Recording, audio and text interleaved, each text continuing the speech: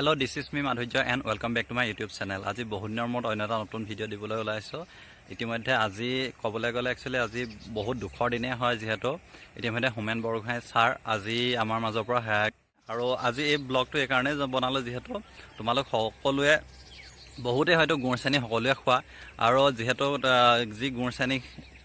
গুড় যি কেনেকৈ বনায়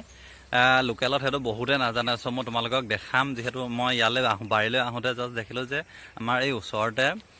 জাষ্ট গুড় পগাই আছে ঘৰৰ ওচৰতে চ' মই দেখাম কেনেকৈ প্ৰচেছত পগায় আৰু ব'লা তেন্তে মই তোমালোকক দেখাই দিওঁ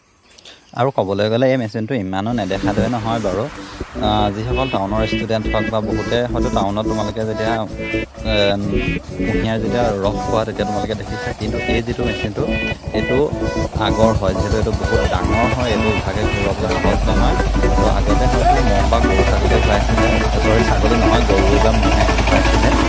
আৰু এতিয়া যিটো দেখিছে তেওঁলোকে মই পাৱাৰ টিলাৰ লগাই ঘূৰোৱা দেখাইছোঁ আৰু ইয়াৰ পৰা যিটো ৰসটো ওলাইছে আৰু তাৰপিছত এইখন যিখন ডাঙৰ কেৰাহীখনত এইখিনি গৰম কৰা হয় আৰু গৰম কৰাৰ পিছতে গুড়টো তৈয়াৰ হয় আৰু এই যিটো গুড়টো সেইখিনি বহুত ফ্ৰেছ হয় বাহিৰত যিখিনি কিনা হয় সেইটো বহুত ফ্ৰেছ হয় আৰু এইটো দেখাবলৈ তোমালোকে চাই লোৱা